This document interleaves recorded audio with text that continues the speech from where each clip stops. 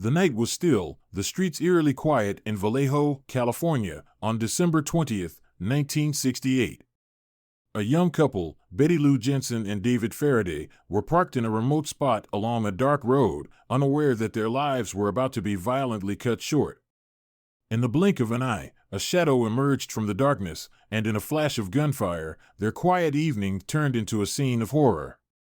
But this was just the beginning of something far worse, a series of murders that would haunt Northern California for years to come. By the time this story ends, the name of the killer would become infamous, one that still haunts the imaginations of many.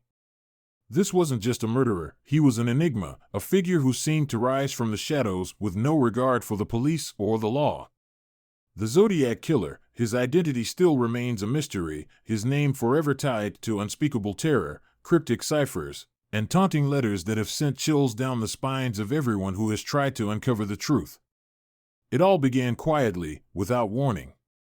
Betty Lou Jensen and David Faraday, a young couple in love, spent an ordinary evening together, parked along a desolate road near Vallejo. But the killer, watching from the shadows, had different plans. Without hesitation, the car was ambushed, and both victims were shot in cold blood. Betty Lou died at the scene, while David, severely wounded, managed to survive long enough to make it to the hospital, though not for long. This attack, shocking and brutal as it was, appeared unprovoked. It was almost as if the killer had chosen them at random, with no warning, no motive. But little did the authorities know, this was just the beginning of a reign of terror that would last for years. The killer's first murder would pave the way for an even darker chapter, one that would see more lives lost and the beginning of a terrifying cat-and-mouse game with the police. The Zodiac Killer had made his mark, and he wouldn't stop there. Less than a year later, on the fateful night of July 4, 1969, the killer struck again, this time at Blue Rock Springs Park. Darlene Ferrin and Michael Mageau were parked in the quiet of the night, unaware of the danger lurking nearby. The killer approached the car, opened fire, and fled into the darkness. Darlene didn't survive the attack, but Michael, though severely wounded, would live to provide investigators with a haunting description of the killer, a man in his 20s or 30s, short hair, and glasses. But despite this lead, the police were no closer to catching him. Then, something chilling happened. Days after the attack, the first of many letters arrived at the San Francisco Chronicle. Written in a scrawl that felt ominous and deliberate, the killer took full responsibility for the murders, detailing every chilling moment. But this was no ordinary letter. It was a challenge. The Zodiac didn't just want recognition for his murders, he wanted to play a game. A cipher, filled with cryptic symbols, was included in the letter, daring anyone to solve it. The Zodiac was no longer just a killer in the shadows. He was a showman, a puppet master pulling the strings of the media and the police. His letter was the first in a long string of communications, each more sinister and cryptic than the last. The Zodiac had an audience in mind, and he was making sure the world knew his name.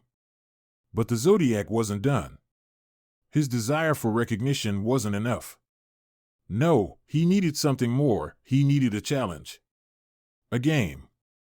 After the first letter, the Zodiac Killer began sending ciphers, puzzles that he claimed, if solved, would reveal his identity. The first cipher, a 408-character cryptogram, sent the police and the public into a frenzy. For weeks, no one could decipher it. The cryptic symbols and strange patterns mocked the investigators at every turn. Then, a twist in the case. Two schoolteachers, Donald and Betty Harden, managed to crack the code. They uncovered a chilling message, one that hinted at more killings and mocked the police for their inability to catch him. The Zodiac had won. His ego swelled. But he wasn't finished yet. The Zodiac would continue to send more ciphers that would take even longer to solve. Some were simple, others far more complex, but each one left the police no closer to catching him. The 340-character cipher, which remained unsolved for over 50 years, would become infamous. It wasn't until 2020 that a group of amateur codebreakers using modern technology were able to decipher it, revealing more taunts from the killer, but still, his identity was nowhere to be found. But the ciphers were not the only way the Zodiac kept his name in the spotlight. His letters were more than just cryptic messages, they were declarations. In them, he would boast, threaten, and taunt the police. He didn't want to be forgotten. He wanted to be feared, recognized, remembered. "I will kill again," he wrote in one of his letters, chillingly promising more bloodshed. Another letter included a symbol, a cross inside a circle, that would become a trademark of sorts for the killer. He used the symbol to represent himself, a mark that would be forever linked to his crimes. Each new letter was a statement, an announcement that he was still out there, watching, waiting, enjoying the fear and confusion he created. The Zodiac reveled in the media's obsession with him. The letters became increasingly bold, increasingly menacing. But as the public became more terrified, the police were no closer to catching him. Despite the mounting pressure and the growing public fear, the investigation into the Zodiac Killer seemed to lead nowhere. The police had no solid evidence, no fingerprints, no DNA, and no clear witnesses. Every lead they followed seemed to end in a dead end. The Zodiac was a master of evasion. No one could catch him. The FBI, local police, and even forensic experts all worked together in a frantic search for answers. But the Zodiac seemed to be a ghost, elusive, unpredictable, and always one step ahead. With each letter he sent, he mocked their efforts, as if daring them to catch him. He knew he was safe. Years passed, and the police were no closer to solving the case. As more and more people became fascinated by the Zodiac story, the investigation became less about finding the killer and more about trying to understand the mystery of the man behind the murders. Who was he? Where did he come from? And why had he chosen to kill? Over the years, numerous suspects emerged, each one offering a new theory on the Zodiac's identity. One of the most infamous suspects was Arthur Lee Allen, a convicted child molester who had lived in the Bay Area during the time of the murders. He had a strange fascination with the case, but despite the suspicion, there was no conclusive evidence linking him to the killings. Allen was never charged. Other theories emerged. Some believed the Zodiac may have been a police officer, using his knowledge of law enforcement to avoid capture. Others speculated that he had a military background, using his training to carry out the killings with chilling precision.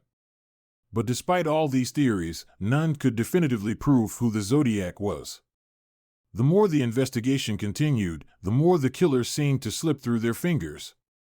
His ability to hide in plain sight became part of his legend. And as the years passed, many began to wonder if the Zodiac would ever be caught.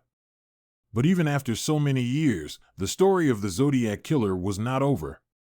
Advances in forensic science, including DNA testing and digital forensics, have breathed new life into the investigation.